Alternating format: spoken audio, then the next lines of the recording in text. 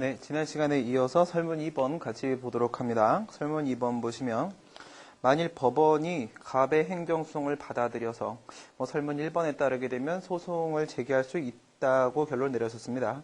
소송을 받아들여서 소송의 계속 중에 갑의 임기가 만료되었다라면 이 협의의 수익 문제라고 했죠. 수소법원은 어떤 판결을 내려야 될 것인가, 각각 판결의 대상인가 아닌가에 대한 판단을 요하게 됩니다. 여기서 이제 조심하셔야 될 점은 갑이 행정소송을 제기했다라고 했을 때 이때 행정소송이 취소음과 무효등왕소송 두 가지를 이야기한다는 점 여러분들 주의를 해주시고요. 양쪽에 있어서의 협의 수익에 대한 논의를 하게 될 것입니다. 이때 무효확인 소송에 있어서 그 35조의 원고적격 규정을 종래와 똑같이 우리가 즉시확정 이익서를 따르게 되면은 무효확인 소송에서는 별도의 협의 수익의 논의를 필요로 하지 않게 된다는 점, 여러분들 이걸 조심하셔야 돼요. 그래서 지금 두 가지 논의를 하면서 첫 번째 제명 의결에 대한 행정소송을 제기했다라고 했습니다. 지금 지방의원 갑이 제명 의결에 대한 행정소송을 제기한 목적이 무엇인지 한번 생각을 해보시게 되면 자신의 지방의원으로서의 지위를 회복하기 위한 목적으로 이렇게 소송을 제기했습니다. 임기가 만료됐기 때문에 만약에 승소한다라고 하더라도 더 이상 지방의원으로서의 지위가 회복되지 못할 것이라는 것 여러분들이 염두에 두셔야겠고요. 이때 두 가지 상황 보도록 합니다.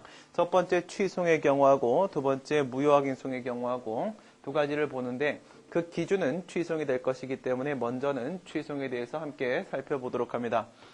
취소에 있어서의 협의의 수익에 대한 논의는 행정소송법 12조 2문을 근거로 해서 우리가 판단을 하게 됩니다. 12조 2문을 우리가 잠깐 먼저 한번 보도록 할게요. 12조 2문 규정을 여러분들이 살펴보시게 되면은 6페이지에 나와 있습니다. 법적 근거. 행정소송법 12조에 이렇게 돼 있죠. 취소는 처분 등의 취소를 구할 법률상 이익이 있는 자가 제기할 수 있다. 여기까지 슬래시 끊으시고 여기까지가 뭐예요? 원고적격 규정이죠. 법률상 이익이 있는 자만이, 즉 법률상 이익이 침해당한 자만이 취소를 제기할 수 있도록 되어 있는데 이때 우리는 학설이 네 가지 대립되어 있던 걸 기억하고 있고요. 그렇죠? 권리구제설하고 법률상 보호익설, 보가치는 이익구제설하고 적법성 보장설, 그 중에서 통설 판례 입장은 법률상 보호익설이었습니다. 광의 공권의 문제로 우리가 봤었는데 여기에서 얘기하는 이 법률상 보호익이 뒤에 있는 12조 2문에서도 여전히 유효한가에 대한 생각을 해보셔야 됩니다. 12조 2문을 보니까 처분 등의 효과가 기간의 경과 옆에다가 써놓으시고요. 영업정지 처분 생각해 보시면 되겠죠. 3개월 영업정지 처분이 나왔다. 이때 3개월의 기간이 경과하게 되면은 그 3개월 영업정지 처분은 실효됩니다. 따라서 그 효력이 소멸됐기 때문에 원칙적으로는 협의 수익 흠결이라고 보겠죠. 그 다음 처분 등의 집행 이렇게 되어 있는데 처분 등의 집행은 그 처분 안에 어떠한 집행행위가 포함되어 있어야 됩니다. 무엇을 말하는 거죠? 권력적 사실행위 말하는 것이죠. 그렇죠? 권력적 사실행위는 행정행위로서의 수인 하명과 그리고 사실행위로서의 집행행위가 결합되어 있는 합성행위입니다. 그 안에 집행행위가 포함되어 있기 때문에 그 처분 내에서의 집행이 종료될 수 있습니다. 권력적 사실행위의 특징은 단기간에 종료되는 특징 때문에 원칙적으로 협의의 수익이 흠결된다 이런 거죠. 이것은 사시도, 행시도, 입시도 다 한 번씩 출제가 됐던 문제였었습니다. 그 다음에 그 밖의 사유로라고 되어 있는데요. 여기서 기간의 경과나 처분 등의 집행의 경우에 쓰는 둘 다 처분의 효력 소멸이라는 협의의 소액의 부인 사유 문제입니다. 그런데 12조 2문에서는 효력이라는 표현을 사용하고 있지 않고요. 효과라는 표현을 사용하고 있습니다. 그렇다면 효력이 소멸되면 여기서 기간의 경과, 처분 등의 집행 이 부분은 뭐예요? 효력 소멸에 따른 효과 소멸에 대한 문제입니다. 그 다음에 그 밖의 사유라고 되어 있는 부분이 바로 여러분들이 논의하시게 되는 이익침해 상황 해소나 아니면 원상회복 불가 사유를 말하는 겁니다. 이익침해 상황 해소나 원상회복 불가 사유로 인해서 효과가 소멸되는 경우에도 역시 마찬가지로 이런 문제가 생긴다는 거죠. 효과가 소멸된 뒤에도 말이죠. 그 얘기는 뭐예요? 뒤에 도라고 했죠. 그렇다면은 효과가 소멸된 다음에는 원칙적으로 법률상 이익이 없는 건데, 근데 효과가 소멸된 뒤에도 그 처분 등의 취소로 인해서 회복되는 법률상 이익이 있는 자라고 하고 있네요. 그렇죠? 12조 2문에서도 역시 마찬가지로 법률상 이익을 요하고 있습니다. 1문도 2문도 둘 다 법률상 이익을 요하고 있고요. 여기서 12조의 표제가 원고적격이라는 점에서 12조 2문도 원고적격 규정이 아닐까라는 생각이 들 수 있습니다. 두 번째, 법률상 이익이 있는 자라고 해서 놈자자를 사용하고 있습니다. 사람이라고 하고 있기 때문에 12조 2문도 역시 원고적격의 문제가 아닐까라는 생각이 들 수 있습니다. 그리고 나서 또한 같다라고 했는데 지금 여기에 있는 이 12조 2문은 과연 원고적격 규정일까요? 협의의 소익 규정일까요? 이런 문제가 생길 수 있겠죠. 그래서 학설 대립 들어옵니다. 12조 2문에서 법률상 이익을 역시 1문과 마찬가지로 요하고 있는데 이것을 원고적격에 대한 문제로 보는 학설과 두 번째 협의의 소익으로 보는 학설이 있습니다. 원고적격으로 보는 학설에 따르게 되면 그 제목이 원고적격이라고 되어 있는데 아무런 문제가 없습니다. 그렇기 때문에 이것은 입법 비과오설이라고도 부릅니다. 협의의 소익에 대한 문제로 보는 견해에 따르게 되면 이 제목은 협의의 소익이 되었어야 됩니다. 12조 2문의 범위 내에서. 따라서 원고적격이라고 제목을 쓰고 있는 12조 규정은 입법 과오가 될 수밖에 없습니다. 원고적격설에 따르게 되면 12조 2문은 원고적격에 대한 규정이고 그리고 원고적격이라고 하게 되면 1문도 원고적격, 2문도 원고적격 그러니까 둘 다 1문과 마찬가지로 법률상 보호익으로 봐버립니다. 취소는 형성소송이라는 데 근거해서 2문 역시도 법률상 보호익이라고 보게 됩니다. 이렇게 보게 되면은 1문도 2문도 둘 다 원고적격이 될 것이고요. 그런데 1문의 경우에 있어서는 그 처분의 효력이 살아있는, 효과가 살아있는 범위 내에서 일반적인 규정으로서의 원고적격 규정이 되는 것이고 12조 2문의 경우에서는 방금 전에 효과가 소멸된 뒤에도라고 했으니까 처분의 효과가 소멸된 다음 상황에 있어서 예외적으로 그 법률상 이익이 인정되는 원고적격의 예외적 규정이 될 것입니다. 이같이 주장하는 이유는 12조의 제목은 원고적격이라는 겁니다. 이같이 주장하는 이유는 취소는 형성소송이라는 겁니다. 이같이 주장하는 이유는 12조 2문에는 법률상 이익이 있는 자를 요구하고 있다는 겁니다. 그리고 협의의 소익설 같은 경우에는 12조 2문은 협의의 소익에 대한 규정이고 그리고 12조 1문은 원고적격 규정으로서의 주관적 문제라고 보고 12조 2문은 협의의 소익 문제로서의 객관적 문제라고 봅니다. 왜 이렇게 보는 거냐면 처분의 효과가 소멸된 이상 더 이상 주관적 문제라는 것은 존재할 수 없다는 것입니다. 이미 처분의 효과가 소멸되는데 어찌 원고의 법률상 이익과 관련된 주관적 문제가 남아있겠는가 이런 겁니다. 그래서 객관적 문제로 봐버리고 그리고 그것을 법률상 보호이익이 아니라 위법 확인의 정당한 이익으로 봅니다. 위법 확인의 정당한 이익이라고 본다면 여러분들 12조 1문에 있었던 학설과 비교해 보도록 하겠습니다. 12조 1문에 있는 학설을 생각해 보시게 되면 마지막에 적법성 보장설이 있었습니다. 이 적법성 보장설은 취소를 확인 소송으로 보는 견해였던 거죠. 그렇죠? 박정훈 교수님 그렇게 주장하십니다. 12조 1문을 적법성 보장설을 주장하시는 분들은 취소송 자체를 확인 소송으로 봐버립니다. 여기서 이 위법 확인의 정당한 이익이라는 것은 12조 1문에 있어서의 적법성 보장설과 같은 맥락입니다. 그렇기 때문에 12조 2문의 범위 내에서는 취소송이 확인 소송이라고 주장을 합니다. 물론 1문의 범위 내에서까지 확인 소송이라고 보고 있는 건 아닙니다.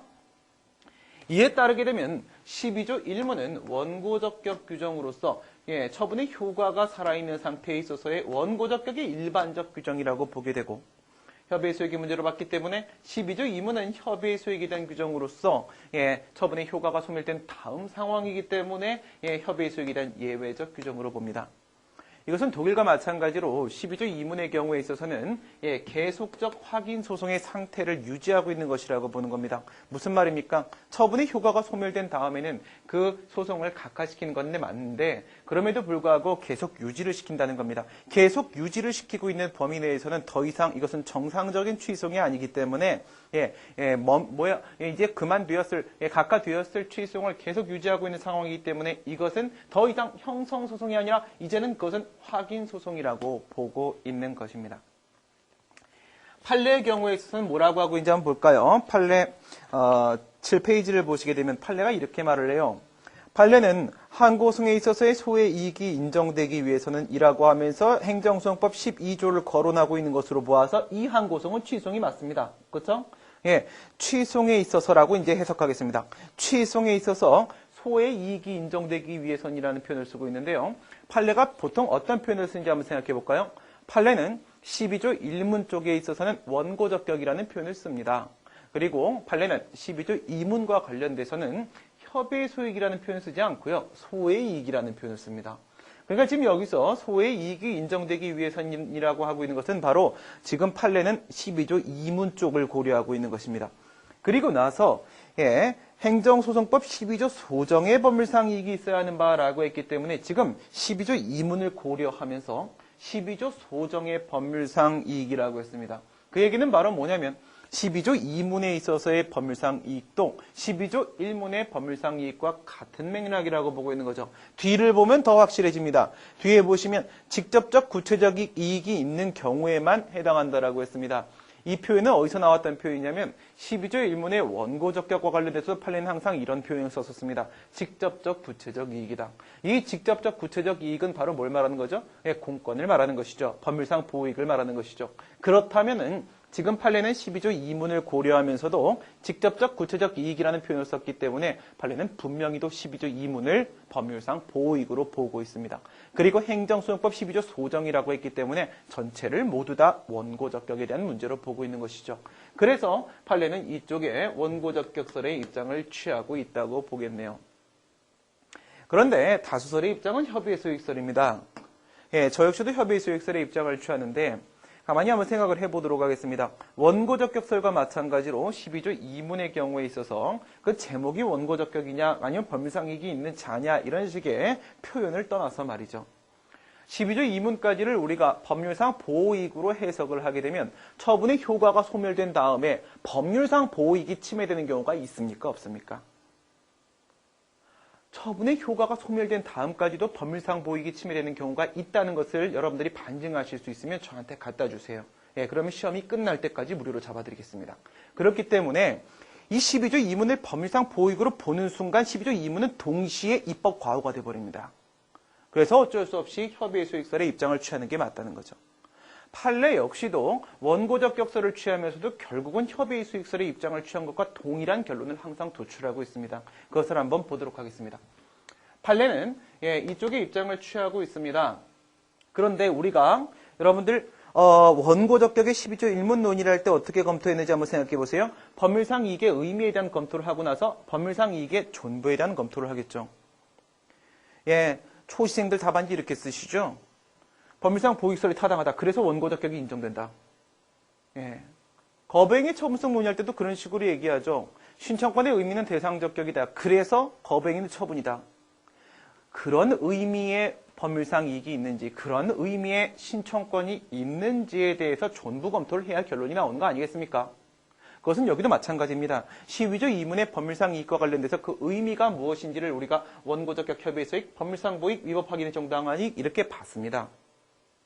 그러면 이런 의미의 법률상 이익이 있는지 없는지에 대한 존부 검토를 해봐야 되는데 이때 12조 2문의 법률상 이익을 과연 어디까지 인정할 것인가? 그것을 넓게 인정하게 되면 12조 2문의 법률상 이익이 인정될 수 있는 가능성이 커질 것이고 그것을 좁게 인정을 하게 되면 12조 2문의 법률상 이익이 인정될 수 있는 가능성이 작아지게 될 것입니다.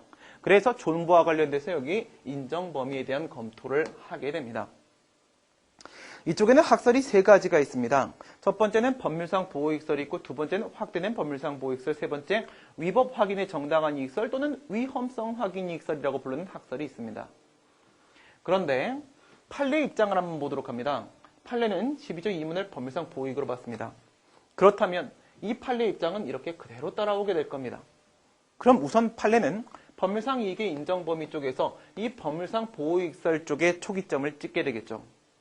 그런데 판례는요, 부수되는 이익이 문제가 되는 경우에 있어서 확대된 법률상 보호이익설만큼 그 법률상 이익의 범위를 넓히게 됩니다.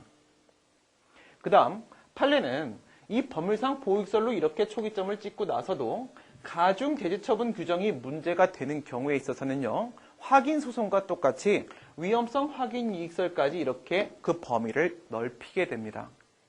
결국 판례는 법률상 보호이익설의 입장을 취하고 들어오긴 했지만 구체적 타당성 실현이라는 측면에 있어서 사실상 위험성 확인 이익설, 협의소익설을 취했을 때와 동일한 결론을 보고 있다는 것이죠. 잘 보세요. 여기서 이 위법 확인의 정당한 이익, 협의소익설의 입장을 취하면 인정 범위에선 어느 학설로 가게 될까요? 위법 확인의 정당한 이익이라는 것, 제가 방금 뭐라고 했냐면 이 위험성 확인 이익서를 다른 이름으로 이렇게 불렀어요. 위법 확인의 정당한 이익설이라고요. 무슨 말씀입니까? 이 협의 수익설의 입장을 취하게 되면 이것은 결국 위험성 확인 이익설로 밖에는 올 수가 없다는 것입니다. 그렇다면 우리는 왜 이와 같은 논의를 하고 있는 것일까요? 그리고 저는 여기서 왜 법률상 이익의 인정 범위라는 표현을 쓰고 있는 것일까요? 엄연히 협의의 수익설의 입장을 취했다면 여기서 협의의 수익의 인정 범위라는 표현을 쓰는 게 맞지 않았을까요? 만약 협의의 수익의 인정 범위라는 목차를 여러분들이 설정을 해주시게 되면 여기는 판례가 없어집니다. 판례는 12조 2문을 협의의 수익의 문제로 보지 않기 때문에 협의의 수익에 대한 판시가 없습니다. 그렇다면 어쨌든 원고적 격설을 취하든 협의의 수익설을 취하든 우리는 12조 2문에 처분의 효과가 소멸된 뒤에도 법률상 이익이 있는지 없는지가 궁금할 뿐이지 굳이 원고적 격이냐 협의의 수익이냐라는 것을 이 의미를 살펴본 것으로 족한 것이지 고집할 필요는 없습니다. 그렇기 때문에 12조 2문에 있는 법률상 이익이 있냐 없냐에 대한 문제로서 법률상 이익의 인정 범위라고 우리가 제목을 이렇게 따는 것뿐입니다. 그래서 여기서 협의의 수익이라는 표현을 쓰면 답안에서 이런 표현을 쓰면 안 된다는 것이죠. 그러면 지금의 문제는 이쪽의 문제인지 이쪽의 문제인지 여러분들이 먼저 논점을 잡아주셔야 됩니다. 왜 그러냐면 지금 저는 12조 2문의 법률상 이익의 인정 범위와 관련된 학설을 지금 모두 나열한 거예요. 점점 넓어지고 있습니다. 모두 나열했는데 결국 그 문제가 부수되는 이익과 관련된 문제면 여러분들은 이것과 이것 두 개를 대립시켜 주시면 됩니다. 그 문제가 만약에 가중제처분 규정과 관련된 문제라고 한다면 1번과 3번의 학설만 대립시켜 주셔도 상관이 없습니다. 그렇기 때문에 여러분들은 지금 무엇이 논점인지를 먼저 파악을 해주실 필요가 있겠죠. 그 다음 이제 두 번째 보도록 합니다. 여기까지 먼저 협의의 수익에 대한 논의로 들어가겠다라는 것까지 우선 결론을 내려놓고 잠시 유보시키도록 합니다. 지금 여기서 행정소송은 취소송 말고도 무효확인소송을 고려할 수 있다고 했죠? 그럼 무효확인소송 쪽에서도 협의의 수익에 대한 논의가 나오는지를 먼저 확인해 보도록 하겠습니다. 무효확인소송입니다. 지금 제가 이렇게 얘기를 하고 있죠. 무효확인소송에서도 행정소송법 전체에 대한 종합적 해석을 통해서 협의의 수익이라는 소송 요건에 대한 검토가 필요해진다라고 이렇게 하고 있어요. 여기서 여러분들이 아니 행정소송법에 어디 무효확인소송에 협의의 수익에 대한 규정이 있는데 이걸 검토하냐? 이렇게 생각을 하시면 안 돼요. 왜? 우선 취소송에도 협의의 수익에 대한 규정이 없습니다. 부작위 위법확인소송에도 협의의 수익에 대한 규정이 없습니다. 행정소송법에는 협의의 수익에 대한 규정이 없습니다. 여러분들 지금 방금 우린 취소송에서 협의의 수익 논의를 했습니다. 여러분들 부작위 위법확인소송에서 협의의 수익 논의를 합니까 안 합니까?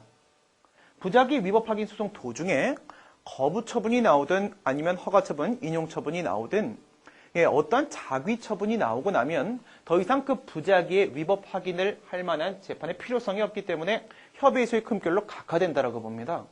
부작위 위법 확인소에도 여러분들은 엄연히 협의의 수익 논의를 하고 있습니다. 그러나 부작위 위법 확인소에도 협의의 수익 규정은 없습니다. 그러면 여기서 과연 무효확인소송에서 이와 같은 협의의 수익에 대한 논의가 필요할까? 우리 방금 전에 얘기했던 방식대로 생각하게 되면 여러분 취소 판결의 기판력이라는 논의를 하십니까?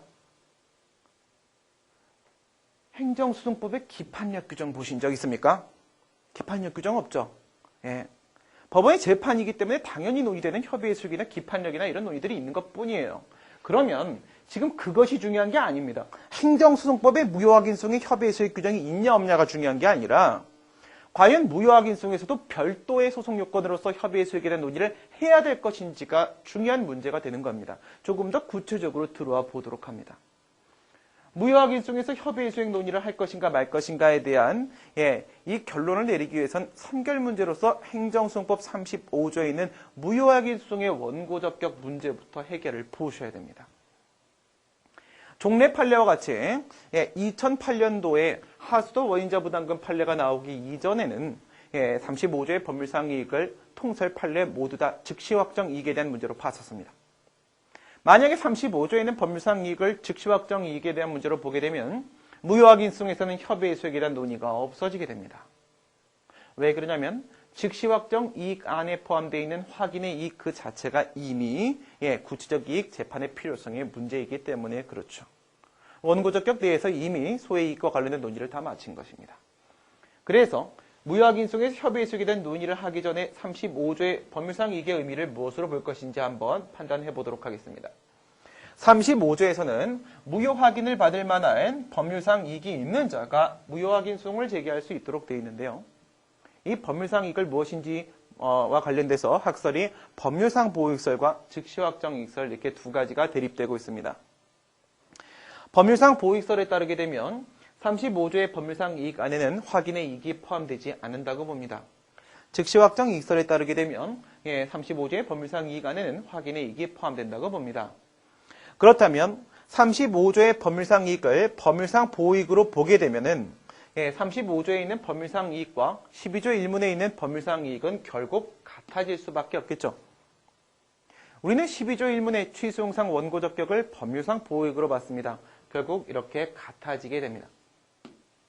그 다음 즉시확정이익설을 보도록 합니다. 즉시확정이익설에 따르게 되면 확인의 이익이 필요하다고 봅니다. 그러면 즉시확정이익설에 따랐을 때는 행정소송법 35조의 법률상 이익은 바로 법률상 보호이익 플러스 확인의 이익이 됩니다. 여기는 X는 신경 쓰지 마세요.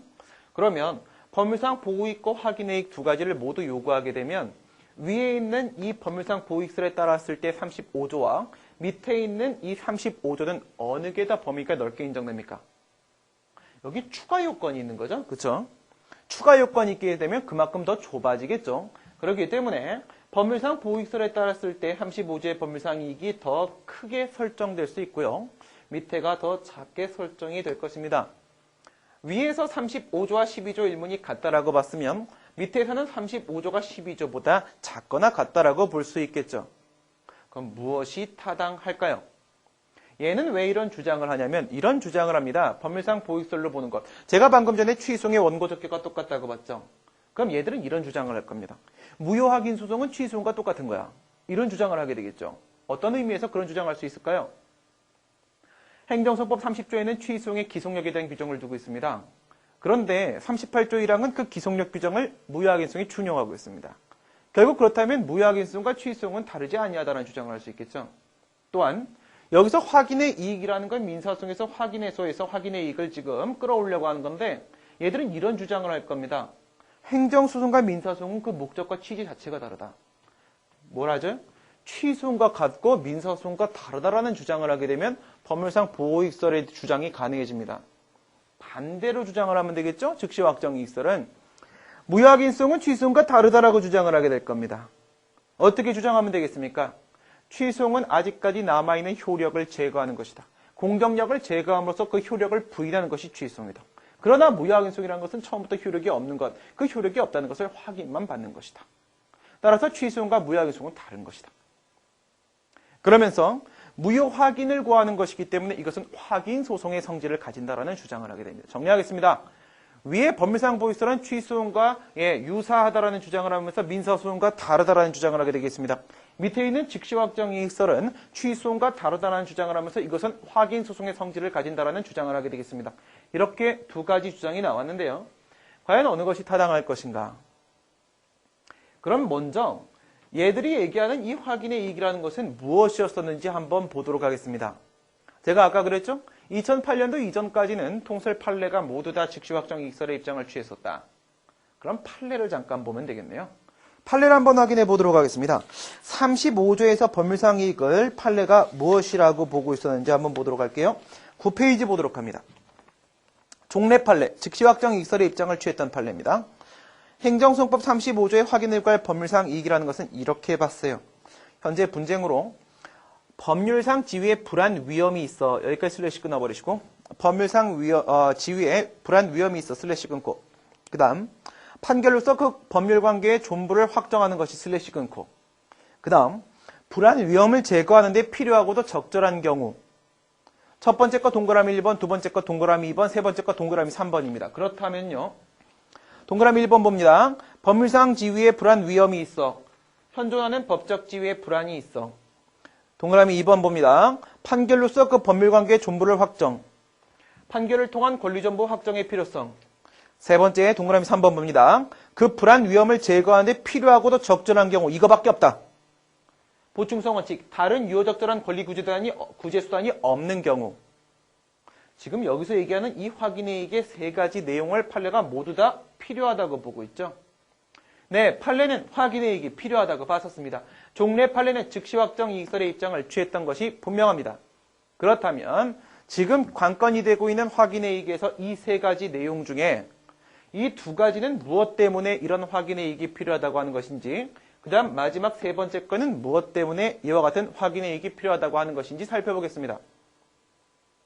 방금 우리 위에서 그랬어요. 처분의 효과가 소멸되었을 때는 법률상 보호이익이 침해되는 경우가 없다고 그랬습니다. 무효확인성의 대상이 되고 있는 무효인 처분은 그 처분의 효력이 소멸되는 것도 요하지 않습니다. 처음부터 효력이 없었습니다. 처음부터 처분의 효력이 없으면 당연히 국민의 권리 침해가 발생하지 않을 텐데 너 왜 소송을 제기하려고 하는 거니? 이런 문제가 생기겠죠. 그게 바로 이겁니다. 현존하는 법적 지위 불안이 있어.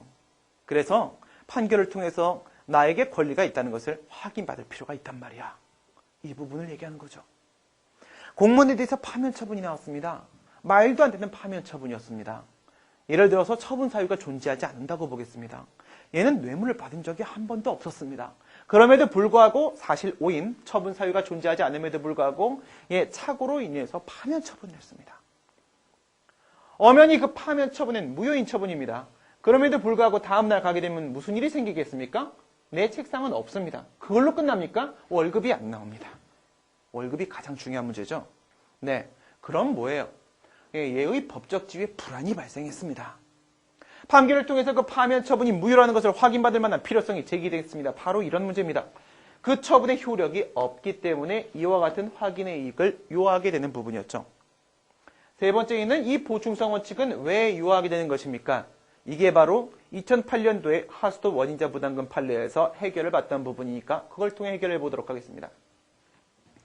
당시 판례는 여기가 원인자 부담금 부과처분이었었습니다. 그런데 원인자 부담금 부과처분은 공용부담법 강론에서 논의되는 것이기 때문에 여러분들이 익숙하지 않으실 수 있어서 어쨌든 부담금 부과처분도 돈 내라고 하는 금전급부 하명이고 과세처분도 돈 내라고 하는 금전급부 하명이니까 여러분들이 익숙한 과세처분으로 돌려서 한번 살펴보겠습니다. 이 메커니즘은 당시 판례와 똑같습니다. 과세처분이 있었습니다. 근데 이 과세처분이 과세 요건에 해당하지 않음에도 불구하고 나온 것으로서 위법 무효였었습니다. 근데 국민의 입장에서는 과세처분이 나오면 우선 돈을 내게 돼 있습니다. 500만 원짜리 과세처분이 나왔다고 생각해 봅시다. 돈을 냈습니다. 그럼 잘못 낸 돈이죠. 과오납이 발생했습니다. 이런 상황에서 이 과오납 반환 청구송, 즉 부당이득 반환 청구송을 제기하는 경우를 한번 살펴보겠습니다. 부당이득 반환 청구송 판례에 따랐을 때 민사소송입니다. 부당이득이 성립되는지 안 되는지가 문제입니다. 부당이득은 바로 민법 741조를 근거로 해서 이와 같은 네 가지 요건을 필요로 하게 됩니다. 왜 갑자기 사법 규정을 적용하냐고요? 이건 행정소송법 맨 앞에 나오는 부분이죠. 행정쟁송법을 여러분들은 주로 공부하셨기 때문에 모르셨을 수도 있는데요. 일반법 원리적 규정이나 아니면 법기술적 규정의 경우에 있어서는 사법 규정을 공법 관계에도 유추 적용을 시킵니다. 그냥 그렇다라고 생각하시면 됩니다. 그래서 741조를 적용시키게 되면 일방에게 이득이 발생하고 타방에게 손해가 발생하고 이 이득과 손해 사이에 인과관계가 성립한 다음에 근데 그것이 법률상 원인이 없는 경우에는 부당이득이 성립된다라고 봅니다. 그럼 여기서 법률상 원인이 없다. 이게 이제 핵심적인 문제니까 지금 여기서 이 과오납이 부당이득으로 성립되기 위한 법률상 원인이 무엇인지를 살펴봐야겠죠. 그것은 바로 지금 여기서의 이 과세처분의 효력이 되는 것입니다. 과세처분의 효력이 있으면 이 500만 원을 낸 부분에 대해서는요.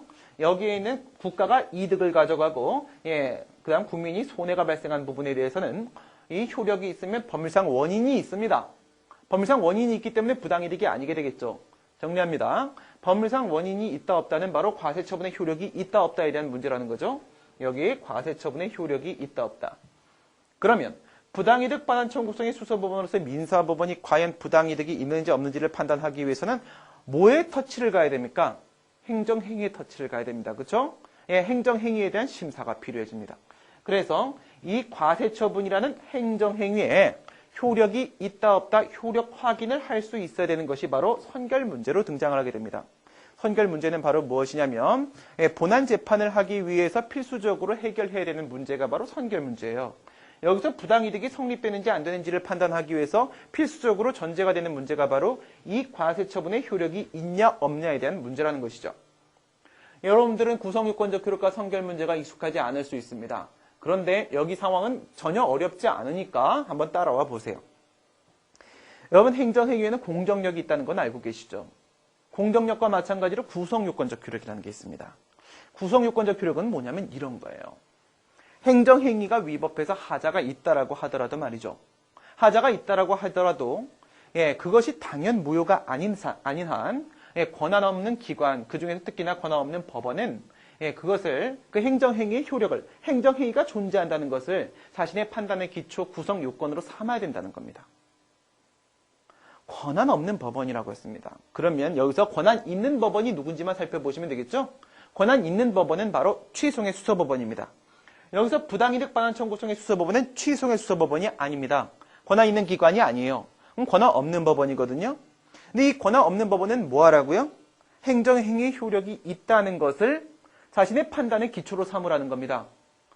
여기에는 이 과세처분의 효력이 있다는 것을 만약 얘의 판단의 기초 구성 요건으로 삼게 되면 법률상 원인이 있기 때문에 부당이득은 성립되지 않는다라고 판단을 하게 될 텐데요. 그런데 다시 한번 돌아가 봅니다. 구성요건적 효력이 성립되기 위해서 방금 전에 뭐라고 했죠? 행정행위 하자가 있다고 하더라도 하자가 있죠? 하자가 있다고 하더라도 당연 무효가 아닌 한 구성요건적 효력이 적용된다고 했습니다. 당연 무효입니다. 당연 무효이기 때문에 구성요건적 효력 자체가 발생하지 않습니다. 이 과세처분에는 구성요건적 효력 자체가 발생하지 않기 때문에 이 권한 없는 법원도 이 행정행위의 효력 확인이라는 선결문제의 심사를 함에 있어서 전혀 거칠 것이 없습니다. 구성요건적 효력에 저촉될 수 있는 가능성이 전혀 없습니다. 따라서 이 선결문제에 대한 심사가 가능하죠. 권한 없는 법원이지만 이게 무효이기 때문에 구성요건적 효력에 저촉됨이 없이 과세처분의 효력 없음을 확인할 수 있다는 겁니다. 그렇다면 부당이득 반환 청구송을 제기하게 되면 이 민사법원은 부당이득이 성립해서 부당이득 반환 청구권이 인정된다라고 인용 판결할 수 있습니까? 할 수 있죠. 할 수 있다면 이것은 뭐가 돼요? 이 과온합을 돌려받기 위한 유효적절한 권리구제 방법이 될 수 있습니까? 될 수 있죠. 좋습니다. 여기까지 봤습니다. 그러면 이제 무효확인송 들어가 보셔야겠죠? 무효확인송을 여기다가 제기한다고 한번 생각해 보겠습니다. 2008년도에 하수도인자부담금 판례의 특징은 뭐냐면 무효확인 판결의 원상회복 의무라는 기속력을 인정한 겁니다. 여러분들 행정소송법에 기속력 규정이 있습니까? 그렇죠. 기판력 규정은 없는데 기속력 규정은 있죠? 기속력 규정이 있습니다. 어디 있습니까? 30조에 있습니다. 네, 30조 1항에는 뭐가 있습니까? 일반적 기속력 규정이 있습니다. 30조 2항하고 3항에는 뭐가 있습니까? 재처분 의무 규정이 있습니다. 30조 2항은 거부처분과 관련된 재처분 의무 규정이 있고 3조 3항은 절차상 하자와 관련된 재처분 의무 규정이 있습니다. 그럼 다시 따라오세요. 기속력에는 무엇과 무엇과 무엇이 있죠? 반복금지효가 있고 재처분 의무가 있고 원상회복 의무가 있죠. 반복금지효는 소극적 효력이에요. 그렇죠? 네. 위반만 하지 않으면 됩니다. 그 다음 재처분 의무와 원상회복 의무는 어떠한 적극적 행위를 요구하는 것으로서 적극적 효력입니다. 네. 그러면 재처분 의무나 원상회복 의무와 같은 적극적 의무를 부과하는 기속력은 명시적 근거 규정이 있어야 돼요. 소극적 의무만 부과하는 반복금지효는요. 행정소송법에 반복금지효 규정이 있습니까? 뭐 기속력 위반되면 안 돼 이런 표현이 있습니까? 없습니다. 30조 1항은 그냥 일반적 기속력 규정입니다. 하지만 이것은 소극적 의무만 부과하는 것이기 때문에 일반적 기속력 규정만 가지고도 반복금지효의 근거 규정이 있다라고 우리가 해석할 수 있어요. 그러면 반복금지의 근거는 있습니까? 30조 1항이 있는 거네요. 그 다음 재처분 의무의 규정 근거는 있습니까? 30조 2항 3항에 있네요. 원상회복 의무의 근거 규정이 있습니까? 그건 없네요. 적극적 효력이기 때문에 이것은 별도의 명시적 규정이 있어야 된다고 했죠? 근데 별도의 명시적 규정이 30조 4항이 없습니다. 그렇죠? 그래서 판례는 지금까지 취소 판결의 원상회복 의무라는 기속력도 무효확인 판결의 원상회복 의무라는 기속력도 인정하지 않아 왔었습니다. 그런데 하수도인자부담금 판례에서 비로소 무효확인 판결의 원상회복 의무를 인정하게 된 거란 말이에요. 그럼 과거에 인정하지 않았었을 때를 한번 생각해 보겠습니다. 그럼 지금부터 가정을 해볼게요. 잘 따라와 보세요. 가정을 합니다. 과거의 종래 판례는 여기다가 무효확인 소송을 제기하게 되면 위법 무효라고 해서 무효확인 소송을 제기하게 되면 여기에 다른 유효적절한 권리구제 방법이 있기 때문에 종래 판례는 즉시 확정 이설의 입장을 취해왔었고 확인의 이익이 필요하다라고 봤었고 다른 유효적절한 권리구제 방법이 있으니까 보충성 원칙이 흠결된다라고 봐서 확인의 이익이 흠결된다라고 봐서 35조의 법률상 이익이 없다라고 봐서 계속 각하시켜 왔었어요. 그런데 당시에 원상회복 의무가 인정되지 않던 시절에 만약 무효확인 소송을 원고적격 흠결로 각하시키지 않고 받아준 상황을 한번 전제해 볼게요. 받아줬습니다. 근데 위법 무효죠. 본안을 들어가게 되면 그 주장이 이유가 있기 때문에 당연히 인용 판결, 무효확인 판결은 나올 수 있을 겁니다. 나왔습니다. 그러면 과세관청은 저 과혼합을 돌려줄 의무가 있습니까? 원상회복 의무가 없는 상태를 전제했죠. 돌려주지 않을 겁니다. 그러면 무효확인 소송을 제기해서 이 무효확인 소송을 제기한 목적은 과세처분은 무효라는 걸 확인받고 기분 좋아. 이게 목적이었습니까? 아니죠. 과혼합을 돌려받는 게 목적이었죠. 돌려받을 수가 없었던 것이죠. 그러면 결국 돌려받기 위해서 다시 어떤 수단을 선택해야 됩니까? 부당이득 반환 청구를 다시 제기해야 되죠. 그러니까 판례는 그렇게 봤던 겁니다. 야, 이 멍청아. 무효확인 소송을 제기해서 이게 무효라고 확인을 받고 그리고 나서 다시 부당이득 반환 청구 소송을 제기할 거면 뭐하러 무효확인 소송을 제기하냐.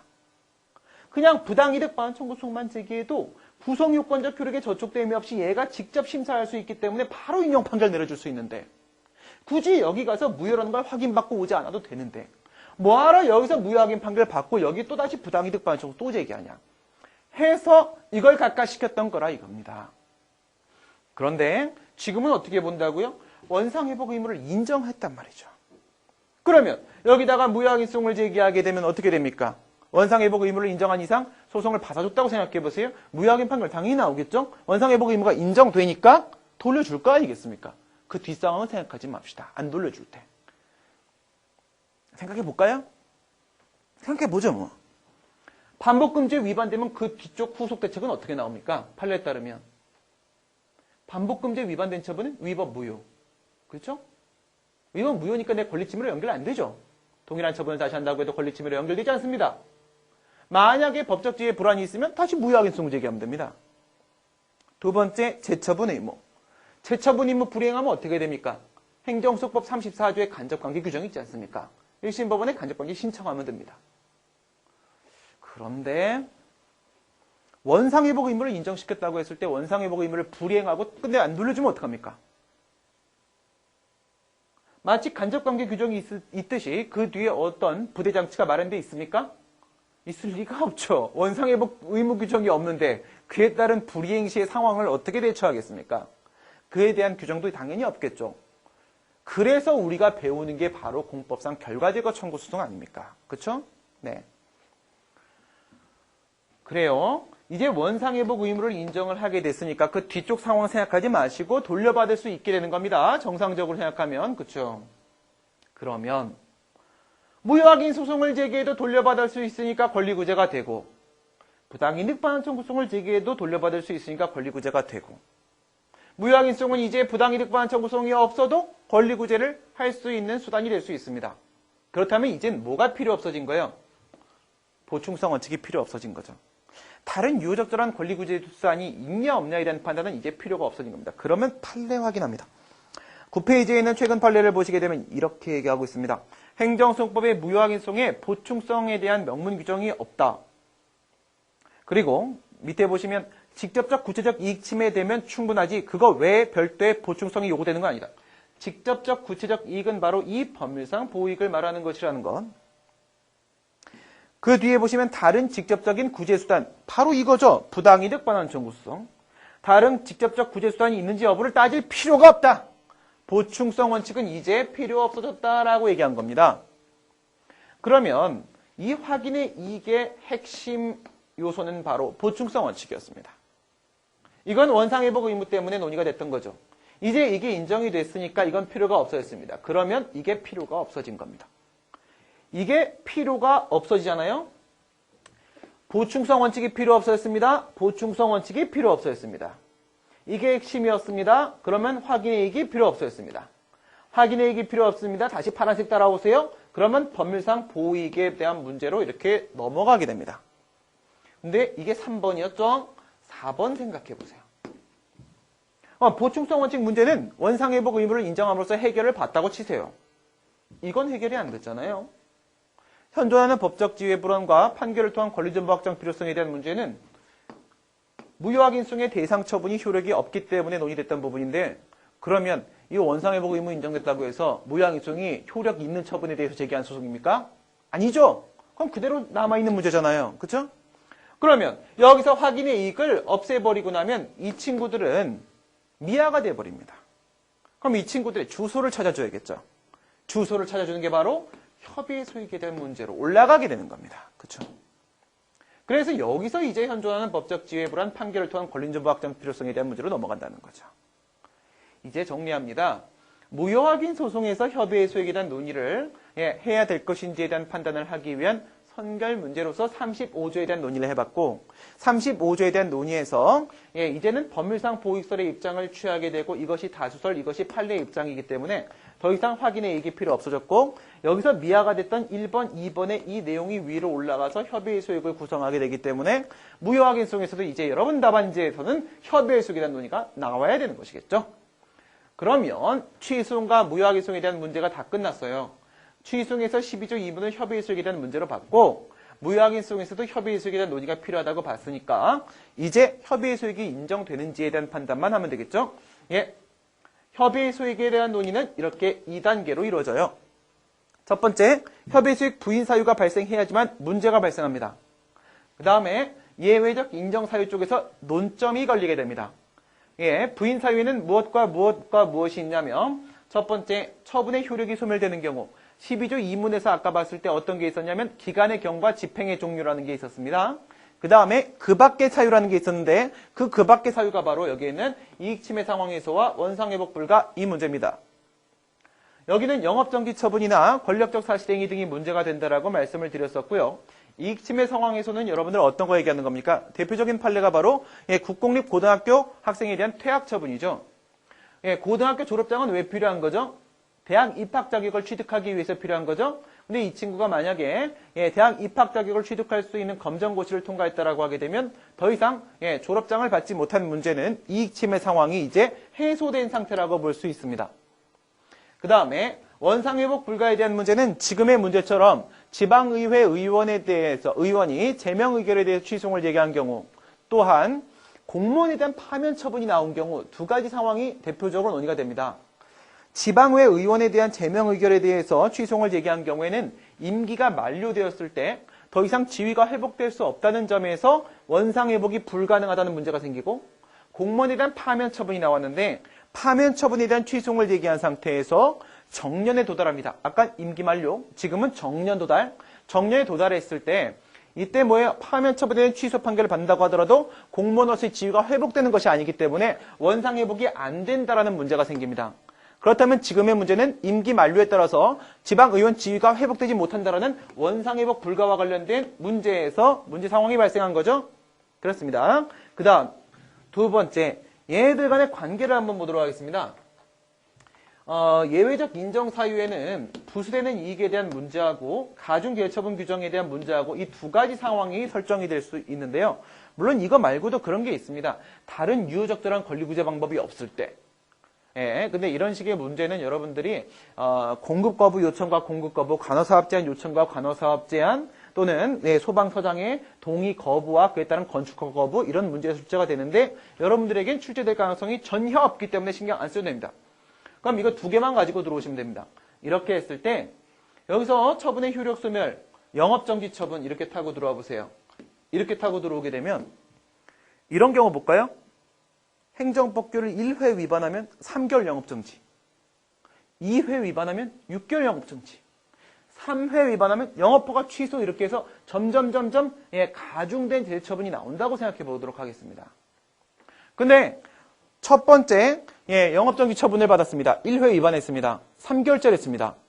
근데 예, 보통 이제 한 일주일 뒤에 소송을 제기하죠. 그래서 이제 영업정지 처분의 취소를 제기했어요. 근데 집행정지가 안 됐어요. 집행정지 신청이 받아들여지지 않은 상태에서 예, 소송의 계속 중에 3개월 당연히 지나가겠죠? 3개월 지나가게 되면 나는 영업정지 처분에 대한 취소를 제기한 목적이 뭡니까? 영업권을 회복하고 영업을 하기 위한 거죠. 3개월이 지난 다음에는 영업정지 처분이 실효됐기 때문에 나는 뭐 하고 있어요? 이미 영업하고 있어요. 그럼 협의해서 금결로 각하죠. 그런데 만약 이 영업정지 처분의 외형이 그대로 남아있게 되면 다음에 내가 다시 한번 위반을 하게 되면 6개월짜리 나오죠. 만약에 이 영업정지 처분에 대해 취소 판결을 받게 되면 다음에 내가 행정법규를 위반했을 때 3개월짜리 나오죠. 엄연히 권익침해 정도가 달라지지 않습니까? 그렇기 때문에 그 장래 불이익을 제거하기 위한 목적이 인정된다라고 보는데 그게 바로 여기에는 영업정지 처분과 3개월, 6개월 영업허가 취소와 같은 가중제해 처분의 규정에 대한 문제입니다. 기간이 경과돼서 처분의 효력이 소멸됐다라고 하더라도 그 전력이 남아있음으로 인해서 장래 불이익이 발생할 수 있기 때문에 예외적으로 협의의 수용을 인정하는 문제인데 이 문제는 사시와 행시에서 수없이 출제가 됐었습니다. 한 번은 이렇게도 출제가 됐어요. 이 가중제해 처분 규정이 법률에 있을 때는 어때? 시행령에 있을 때는 어때? 시행규칙에 있을 때는 어때? 훈령에 있을 때는 어때? 이렇게 본단 말이에요. 여러분 이걸로 한번 가볼까요?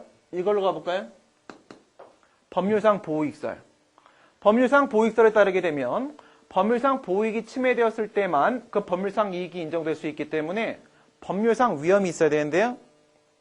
여기서 이 가중제해 처분 규정은 뭡니까? 이거는 재량준칙이죠. 재량준칙은 뭡니까? 그 내용이 행정규칙이죠. 그러면 이건 내용의 행정규칙입니다.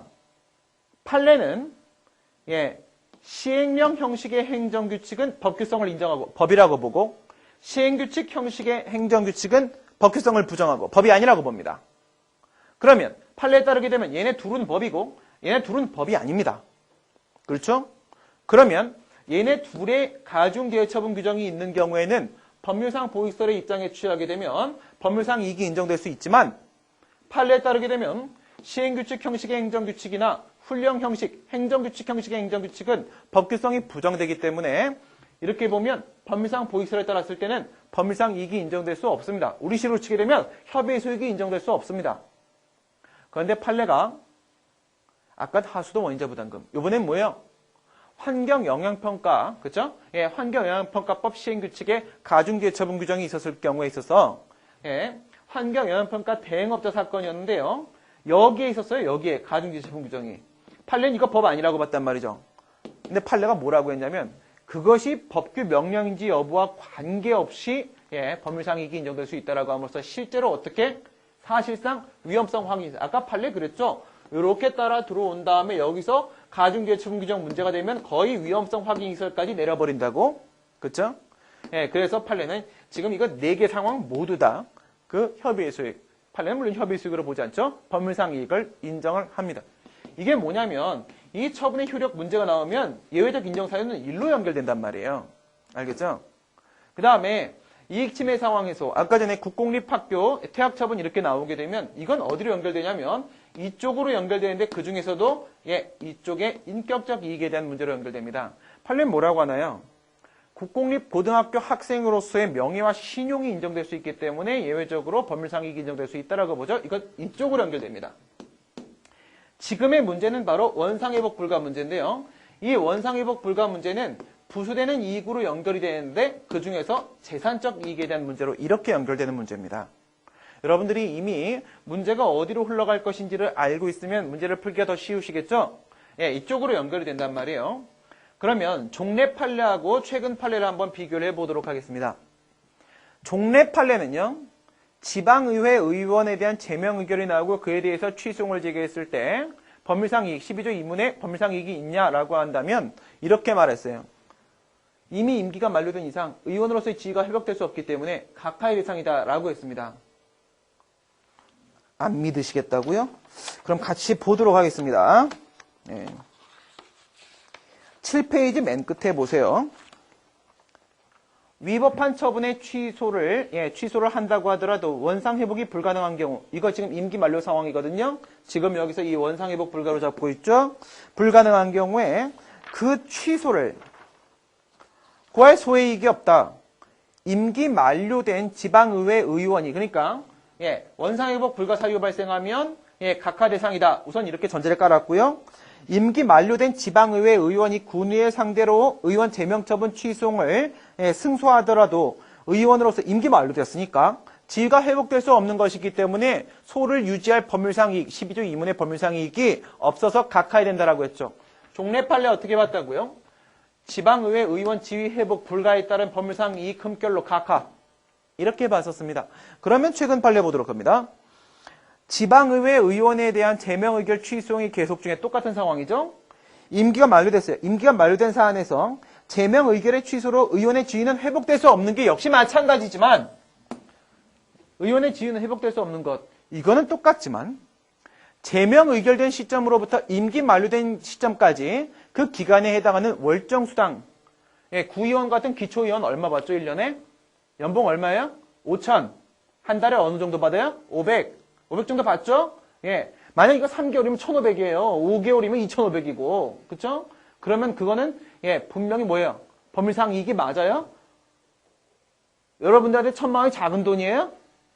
법률상 이익이잖아요. 그쵸? 그렇게 본 거예요.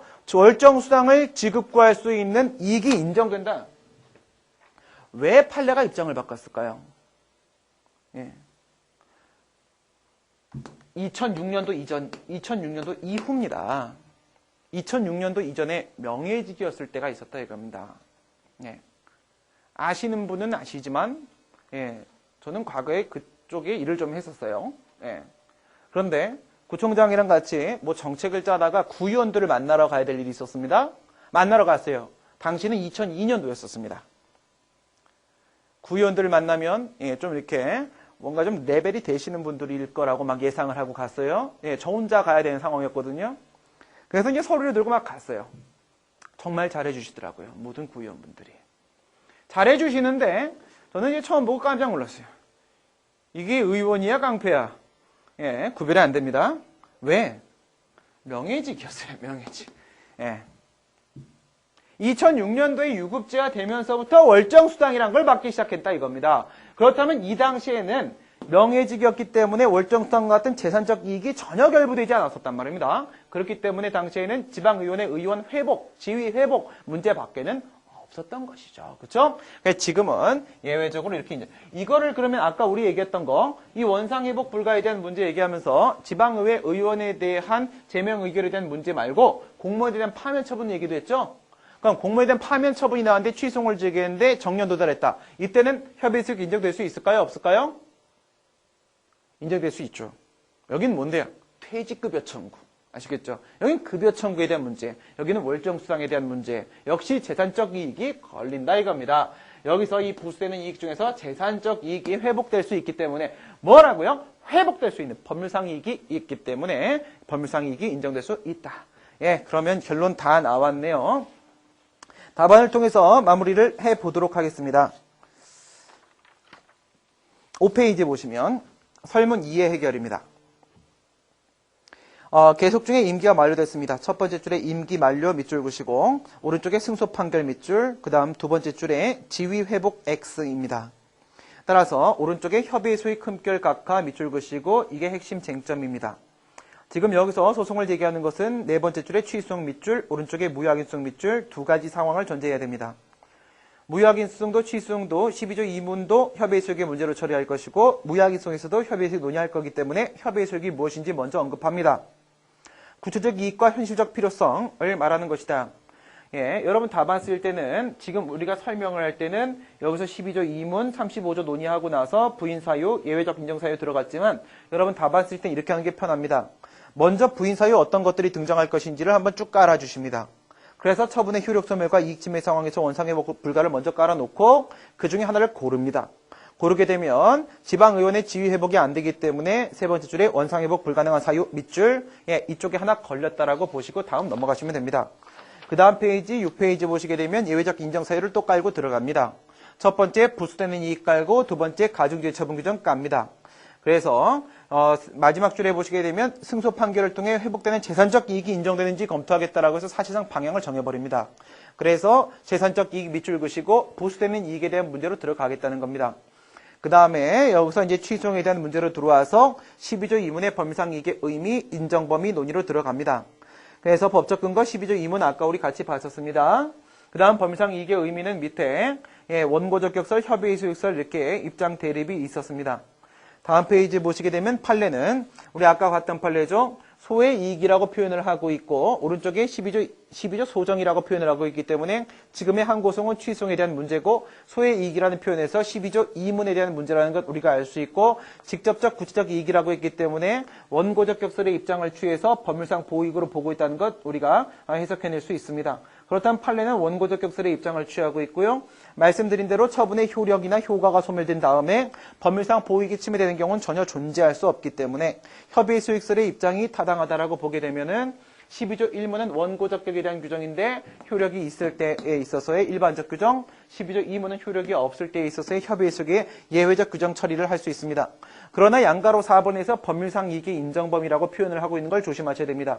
협의 수익 인정범위라고 표현을 하고 있지 않습니다. 과연 구체적 사안에서 지금 그 법률상 이익이 인정되는지는 이 인정범위를 통해서 결론을 내리게 됩니다. 여기서 학설은 법률상 보익설, 확대된 법률상 보익설, 위험성 확인설 이렇게 세 가지가 있는데 지금의 문제가 부수되는 이익이기 때문에 여러분들 답안에 있는 위험성 확인설을 지우셔도 상관이 없습니다.